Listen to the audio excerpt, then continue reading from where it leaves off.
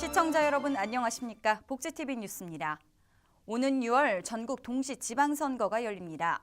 지역의 수장을 뽑는 자리지만 매 선거 때마다 장애를 가진 유권자들은 참정권을 행사할 수 없는 현실적 어려움을 호소해야 하는 상황인데요. 문재인 정부가 이행해야 하는 장애인 참정권 보장 정책 토론회가 열렸습니다. 최지혜 기자입니다. 지방선거가 국민 모두의 참정권을 보장하지 못하고 있는 실정입니다. 이에 지난 19일 장애인 참정권 보장을 위한 방안을 모색하는 정책 토론회가 열렸습니다. 이 자리에서 장애인 차별금지 추진연대 김성현 사무국장은 장애인의 투표권을 보장하기 위해서는 모든 투표소를 1층에 배치하는 걸 원칙으로 해야 한다고 주장했습니다. 하지만 지금 참정권은 행사할 수 없는 권리입니다. 우리가 가지고 있고 누구나 선거와 투표 과정에서 똑같이 한 표의 표를 가지고 있지만 실제로 내가 이 표를 행사할 수 있는지는 많은 고민이 있습니다. 특히 거소투표가 몸이 불편한 유권자들이 투표소로 못 오게 막는 제도라고 비판했습니다. 최모 씨는 장애인 거주시설에서 살았을 때 겨룰 수 있는 사람만 투표하여 달라고 했습니다. 시설 선생님이 투표소에 같이 들어와서 시설 선생님이 찍고 싶어 하는 사람을 찍어야만 했습니다. 최모 씨는 찍고 싶은 사람이 있었는데 그렇게 할 수 없어서 선생님의 행동 때문에 화가 났습니다. 중앙선거관리위원회 김동춘 행정사무관은 장애인의 참정권 확보를 위한 노력과 의지는 갖고 있으며 논의된 제도 개선에 대해 적극 개정하도록 노력하겠다고 말했습니다. 복지TV 뉴스 최지입니다. 4월 20일 장애인의 날을 앞두고 4.20 장애인 차별 철폐 공동투쟁단 출범식과 14회 전국 장애인 대회가 개최됐습니다. 하세인 기자입니다. 4.20 장애인 차별 철폐 공동투쟁단은 장애인 권리 보장을 위해 대통령이 나서야 한다며 문재인 대통령과의 면담을 촉구했습니다. 문재인 정부의 장애인 정책 방향은 장애인의 지역사회 완전한 통합과 참여, 4.20 공투단은 완전한 통합과 참여를 위해 관련 부처의 제도 개선과 예산 확대가 필요하지만 각 부처의 태도가 미온적이라며 지적했습니다. 이에 이들은 광화문 광장에서 4.20 공투단 출범식을 열고 대통령과의 면담을 요구했습니다.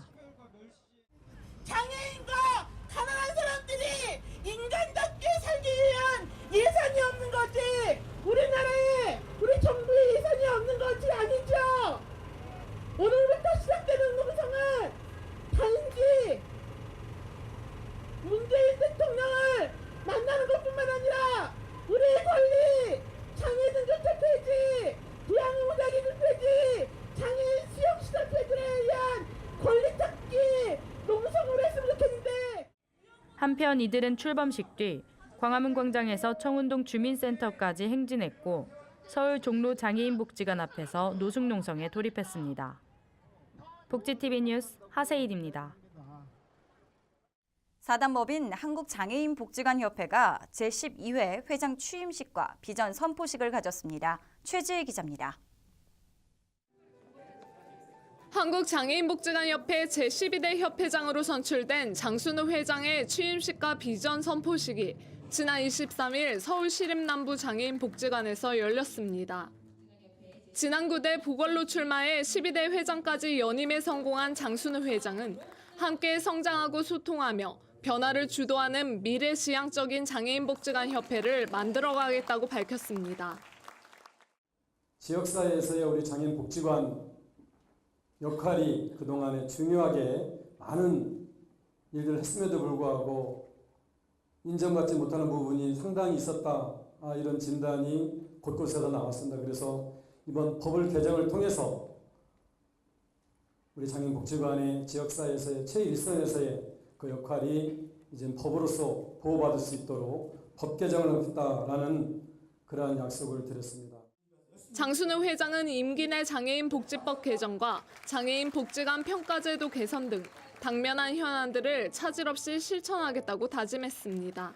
복지TV 뉴스 최지입니다. 서울 집값의 고공행진은 꺾일 줄 모르는데요. 서울시가 주거 취약계층을 위해 지원하는 주거 지원 사업이 현실과는 거리가 먼 것으로 나타났습니다. 하세인 기자입니다. 서울시의 주거 취약계층 주거 지원 사업이 높은 보증금으로 입주 대상자의 현실과 동떨어져 장기 공가 방치 등의 문제를 낳고 있다는 지적이 나왔습니다. 서울시는 2016년 11월부터 해당 사업 업무 처리 지침에 따라 시행하고 있습니다. 그러나 정부가 지원하는 한국토지주택공사의 보증금에 비해 서울시의 6배 높은 보증금 규정은 당사자의 현실을 반영하지 못하고 있다는 지적을 받고 있습니다. 그것이 알고 봤더니 굉장히 폐쇄적으로 공급해왔고 그곳에 굉장한 진입 장벽을 두면서 공급해왔다는 것이 드러난 것입니다. 한편 서울시는 당초 서울주택도시공사가 책정한 가격이 높아 조정한 금액이며 일반 국민에게 공급하는 임대주택과의 형평성 담보를 위해 이러한 보증금을 책정한 것이라고 밝혔습니다. 복지TV 뉴스 하세인입니다. 충북 괴산의 한 농촌 지역에서 특별한 봉사활동이 열렸습니다. 지역 어르신을 대상으로 한국기능선수회 충북지회 회원들이 미용부터 옷수선까지 다양한 기능봉사에 나선 건데요. 이재영 기자입니다. 괴산의 농촌 지역인 칠성면이 오랜만에 많은 사람들로 북적입니다. 지난 20일 괴산군 칠성면사무소에서 한국산업인력공단 충북지사가 주최하고 한국기능선수회 충북지회가 주관한 2018 기능봉사활동이 개최됐는데요. 이날 선수회 회원들 80여 명이 참여해 농촌 지역의 어르신들을 대상으로 기술 기능 나눔 등 아낌없는 재능 기부에 나섰습니다. 예, 우리가 이제 처음에 이 봉사를 하게 된 이유는 우리 그냥 가지고 있는 봉사를 그냥 기능들을 그냥 농촌에서 낙후 지역에 조금이라도 그냥 도움을 드리고자 이렇게 그냥 시작하게 됐습니다. 이번 봉사활동은 기술 기능을 보급해 농촌 낙후 지역의 활성화를 기여하고 기능인의 사회적 지위 향상과 인식 개선을 위해 진행됐습니다. 농촌에 어려움이 많습니다. 우리 농촌 농민들 정말 신바람 나는 일을 오늘 해주고 계셔서 기능인 여러분 고맙습니다. 오전부터 시작된 봉사활동은 이용 피부 미용, 미니뜸, 장수사진, 자동차 점검, 옷수선 등 총 12개 분야로 다채롭게 진행됐습니다. 한편 한국기능선수회 충북지회는 32년째 충북의 농촌 지역을 찾아다니며 회원들이 자발적으로 참여하며 기술, 기능, 재능 기부를 통해 농촌 지역 활성화에 기여해 왔습니다. 복지TV 뉴스 이재현입니다. 우리 아이 어린이집 보내는 부모님들, 믿고 맡기면서도 잊을 때면 등장하는 아동학대 뉴스에 괜히 불안해하기도 하는데요. 충남 홍성군이 관내 어린이집 보육 교직원들에게 아동학대를 비롯한 4대 폭력 예방 교육을 진행했습니다. 김경희 기자입니다. 충청남도 홍성군은 지난 20일 홍주문화회관에서 관내 500여 명의 어린이집 보육 교직원을 대상으로 아동학대 예방 교육과 4대 폭력 예방 교육을 진행했습니다.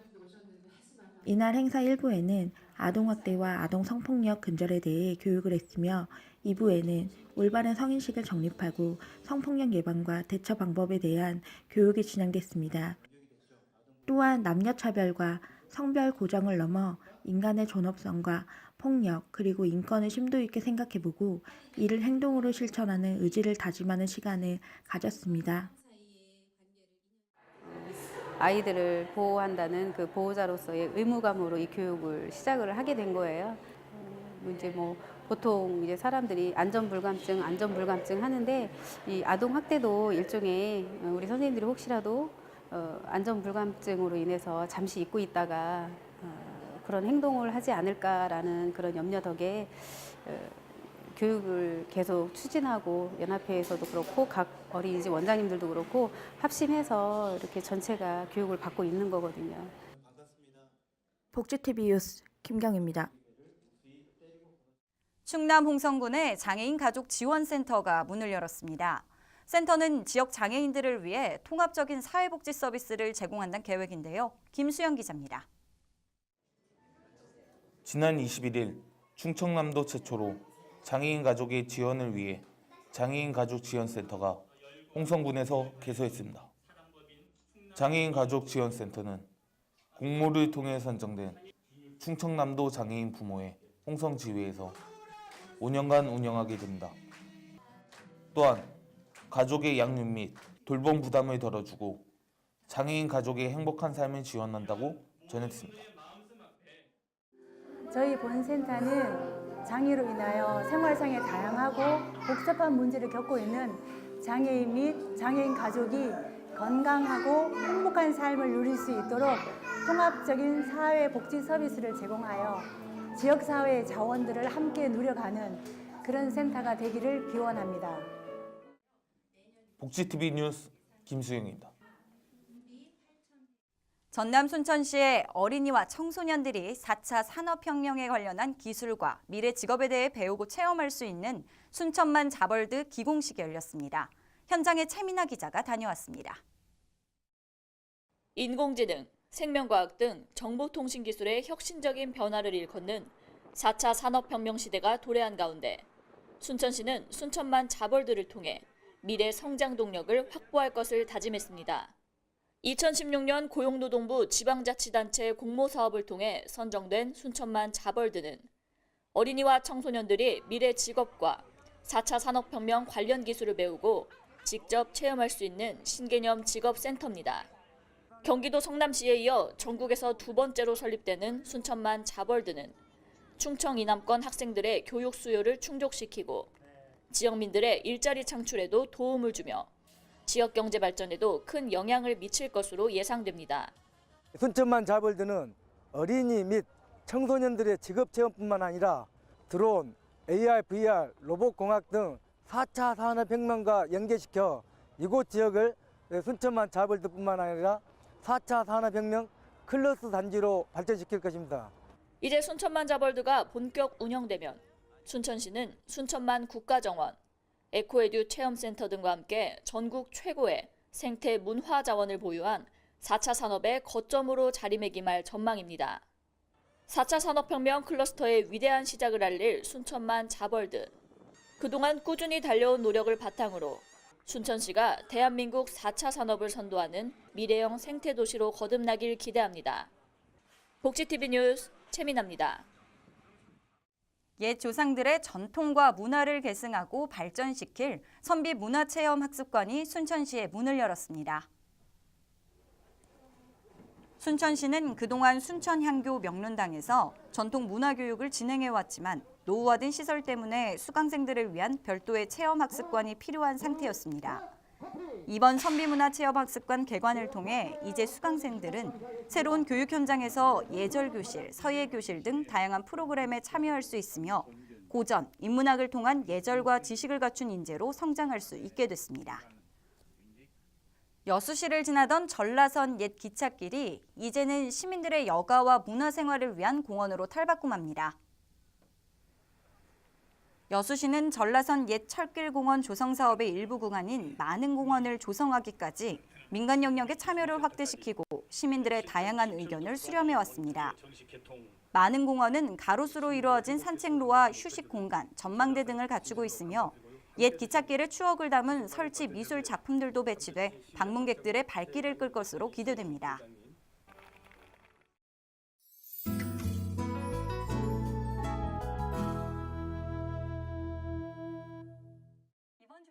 일 년 전 세상을 떠난 아내의 빈자리를 그대로 남겨둔 채 아직은 더디고 어설프지만 씩씩하게 일상을 채워가는 남자 우진. 여느 때보다 긴 장마가 시작되는 여름날 세상을 떠나기 전과 다름없는 모습의 아내 수아가 나타난다. 자신을 기억하지 못해도 그녀가 곁에 있다는 사실만으로 행복에 젖은 우진과 자신이 기억하지 못하는 그와의 이야기가 궁금한 수아. 우진이 들려주는 첫 만남, 첫사랑, 첫 데이트, 첫 행복의 순간을 함께 나누며 수아는 우진과 다시 사랑에 빠지는데 세상을 떠난 수아가 기억을 잃은 채 우진 앞에 다시 나타나면서 시작되는 이야기를 그린 영화 지금 만나러 갑니다. 일본 소설가 이치카와 다쿠지의 소설 지금 만나러 갑니다를 영화화한 이 작품은 세상을 떠난 아내가 기억을 잃은 채 돌아온다는 원작의 판타지적인 설정에 깊고 섬세한 감정과 애틋한 정서를 더해 그려내고 있는데요. 두 사람의 모습이 따뜻하고 진한 감성으로 관객들의 가슴을 촉촉하게 적시며 큰 호평을 받고 있습니다. 고집불통 할배와 상큼발랄 대학생의 특별한 우정을 그린 연극 앙리 할아버지와 나. 방황하는 청춘에게 보내는 앙리 할아버지의 진솔한 멘토링을 통해 관객들에게 감동을 선사하고 있는데요.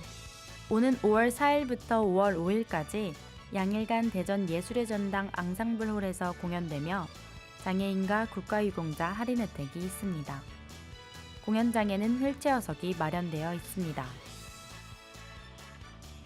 음악의 연금술사라 불리는 아티스트 선우정아와 독보적인 보이스로 감성적인 멜로디를 전하는 가수 자이언티가 포근한 봄바람을 선사할 특별한 무대로 관객들을 찾아옵니다.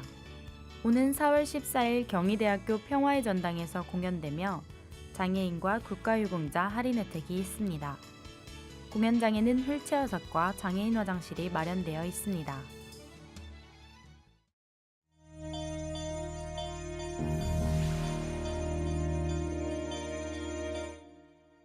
계속해서 간추린 소식을 전해드립니다.